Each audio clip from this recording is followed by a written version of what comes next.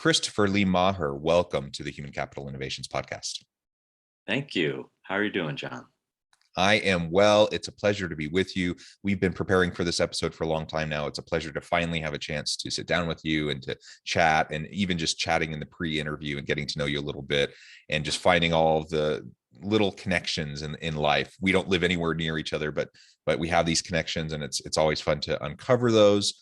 Today, we're going to be talking about true body intelligence and relieving stress in work and in life. Now, everything we talk about today is going to have direct relationship to our personal life.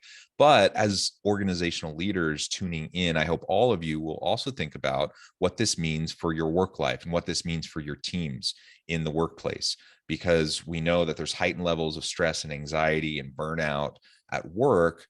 So all these issues that we're going to be talking about have application and implications for your team at work.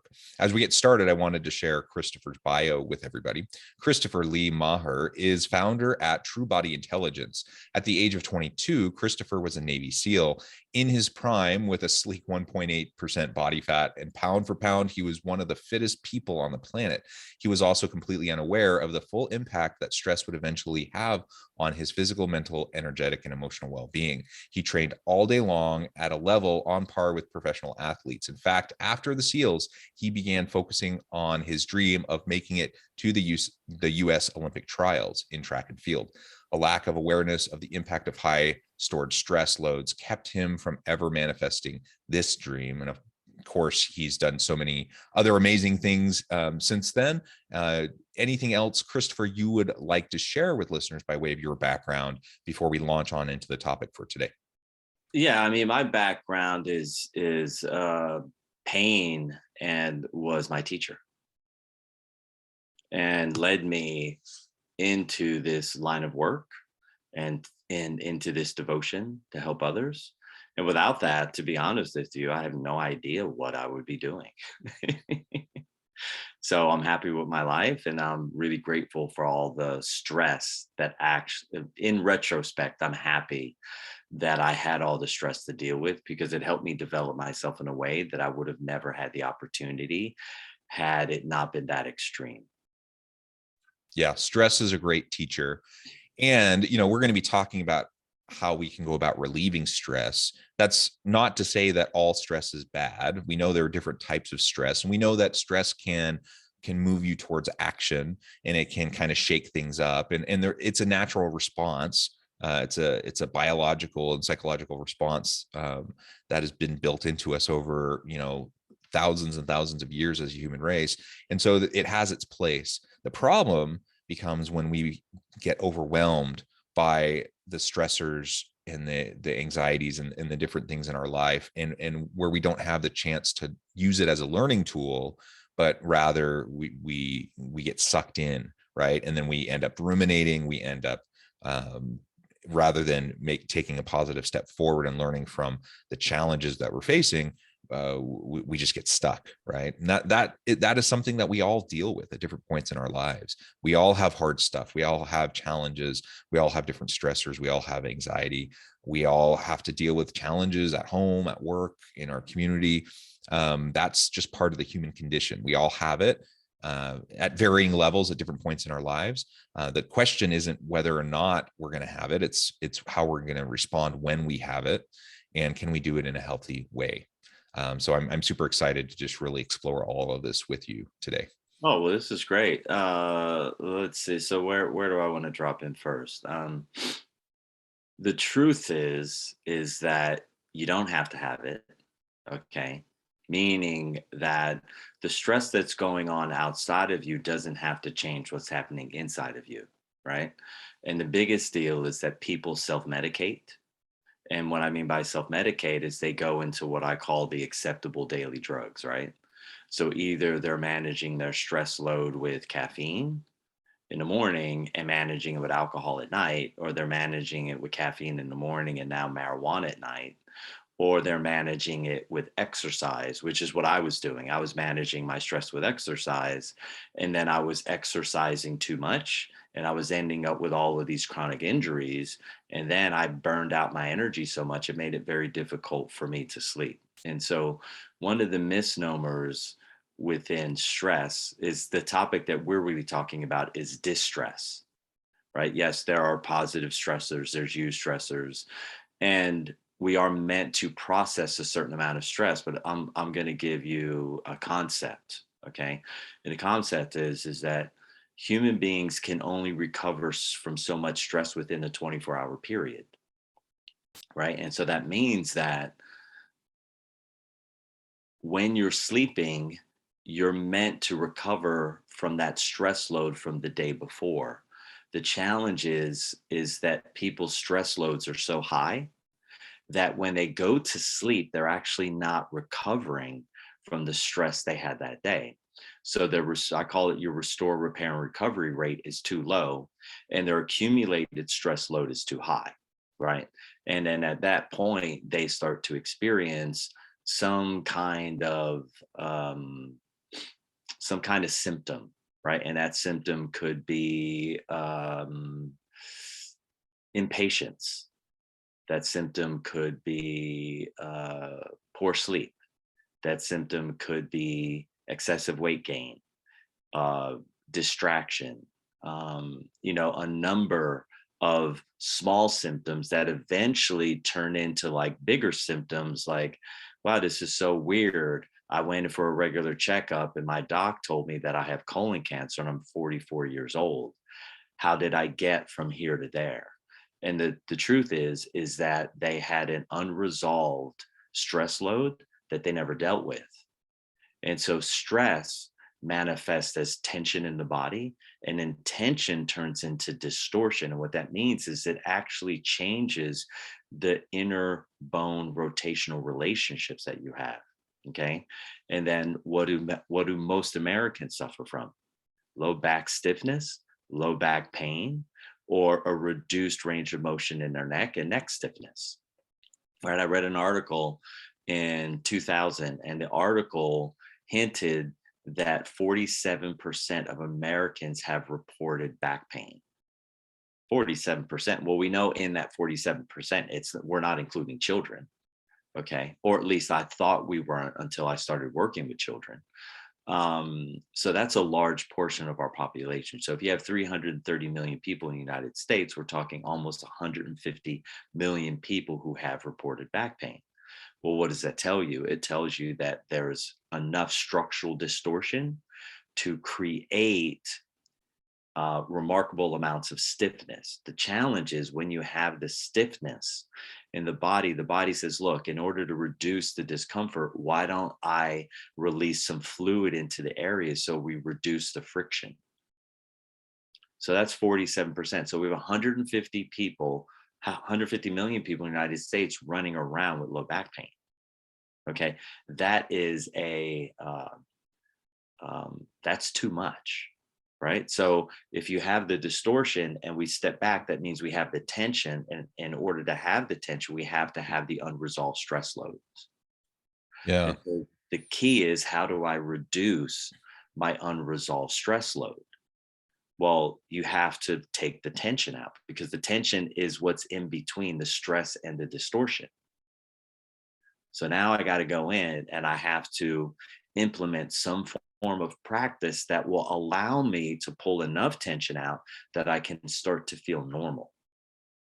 And then guess what happens? I have a reduction in my symptoms. The symptoms actually disappear because I'm putting a fair amount of time and energy in removing the tension, which automatically removes and reduces the lifetime accumulated stress load. And we don't even know that we're accumulating stress and tension because it comes in so slow every day, right? There's a micro amount that's added every single day. And I created a term for that called trauma. And what it means is stress plus time equals trauma. So here's a guy, he's an ethical guy, he's a moral guy, he goes to work every day, he works really hard.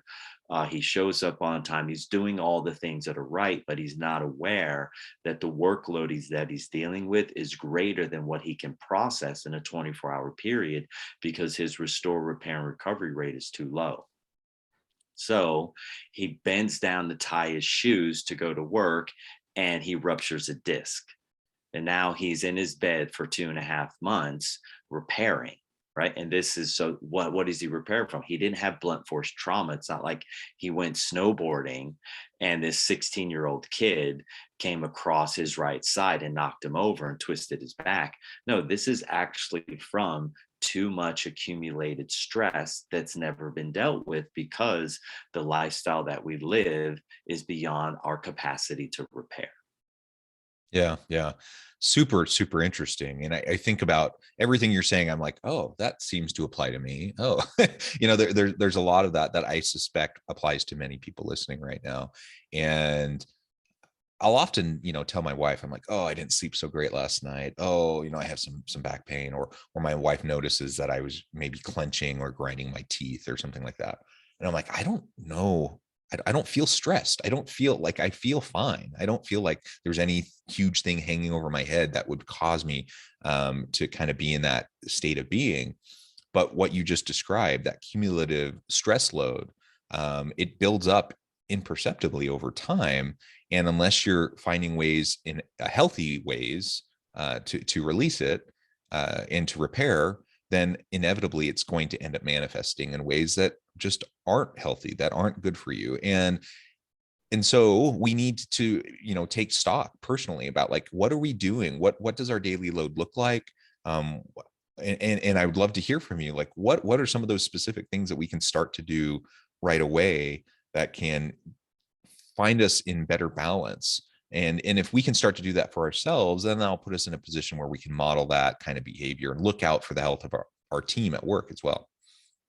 I mean, what I think is most important, if you're a leader, because you said team, that's sort of where my mind went, is that what leaders need to understand, from my perspective, is that all nervous systems vibrate to the highest functioning nervous system in a collective field.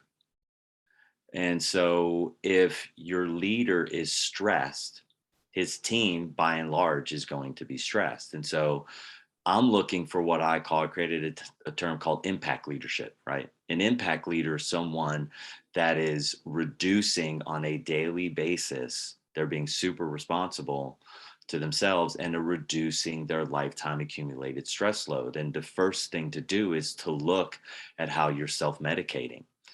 Some people are self-medicating with dessert, right? So they're having, a box of cookies after work. Because I was that guy. Like, I worked really hard today. I definitely want to have a sweet treat. I was raised in Pennsylvania. In Pennsylvania, we sometimes have dessert for breakfast.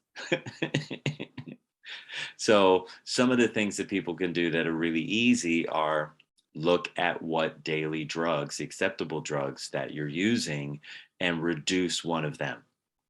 Like, grab one and stop using it. So if it's caffeine, then what I would do is, after a week, cut it in half, and then the next week cut your consumption again in half, and do that until you're not using caffeine anymore, but still maintain the ritual, switch into some kind of herbal tea, some other kind of warm drink that satisfies you.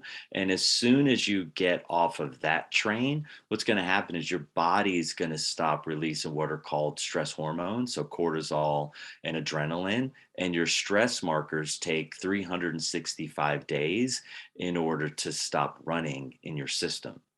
And so it takes, literally, once you stop using caffeine, it takes an entire year for your nervous system to normalize back to normal and not produce those stress markers in the blood. That's one simple thing. Maybe you're on the opposite end and you're someone who consumes, a half a bottle of wine at night before you go to bed. Well, reduce that by half and reduce that by half until you're done with that. Okay. And when a person has discomfort or something that's chronic, it's already been going on for an extremely long time. Meaning, most people think the guy who bent down to tie his shoe and ruptured his disc, his first thought might have been like, oh, I must have twisted the wrong direction when I bent over. It's like, no, you had 30 years of accumulated stress that you never dealt with. So whenever you're having a symptom, meaning, and a symptom is any level of chronic discomfort. If you wake up in the morning and your energy is not abundant, that means that you have a chronic stress load that's going on, because you should be able to go to sleep, have 6, maybe 7 hours, wake up in the morning and be ready to go, feeling inspired and energetic. And if you need to go over to your coffee maker to wake up, that's telling you that your body isn't recovering. And if that's the case, whenever a human wakes up in the morning and their eyes are heavy and tired, the first thing they should think is, there's something going on with my liver. My liver is too clogged. It's either too fatty, it's too stressed, or it's too toxic. What do I got to do?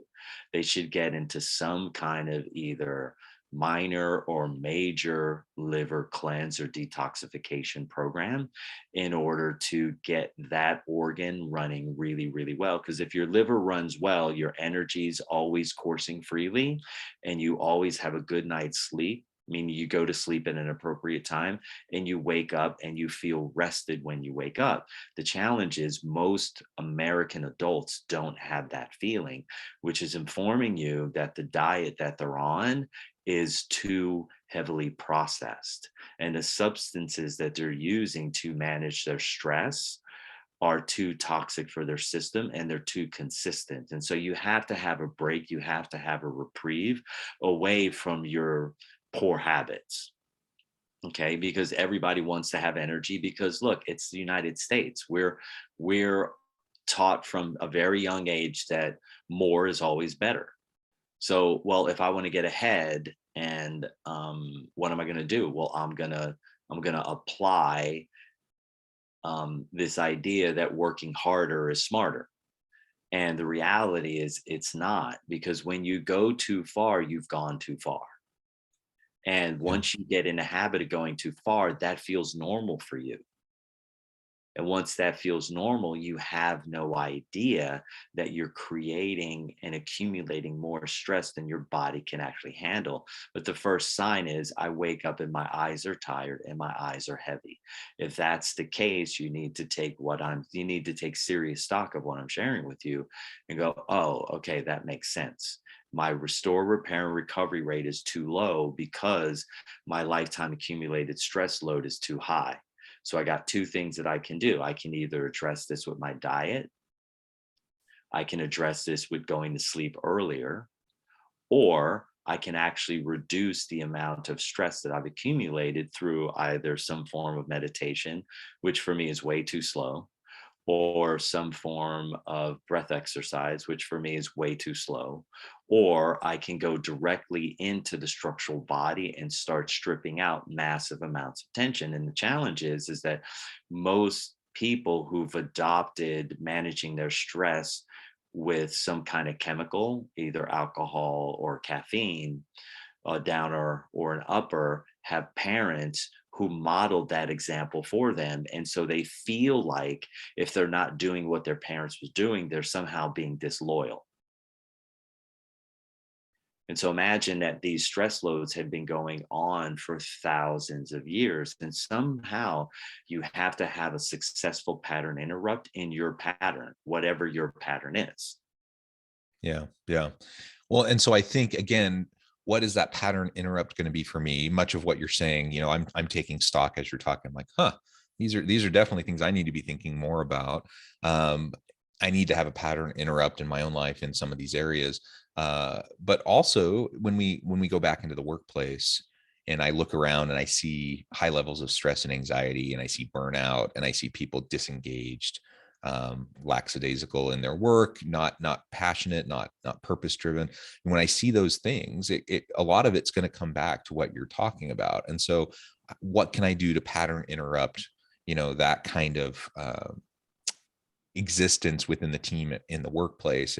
And so again, learning how to do this for myself, and then modeling it for my people, and encouraging them to do similar healthy practices is going to really pay a lot of dividends, not only for them individually as people, and that's enough in and of itself, but also collectively, for as a team, as we produce and help the organization to be more successful as well. I think Well, yeah, go ahead. I think the thing for me is that an impact leader is someone who's really honest, with themselves.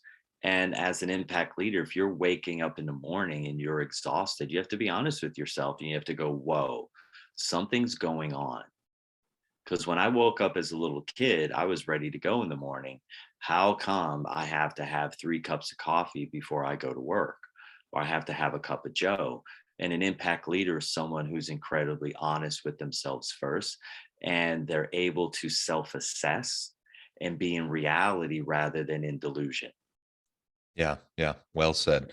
Christopher, it has been a pleasure. I know at the time I'm going to have to let you go here in just a minute. But before we wrap up for today, I just wanted to give you a chance to share with listeners how they can connect with you, find out more about your work, and then give us the final word on the topic for today.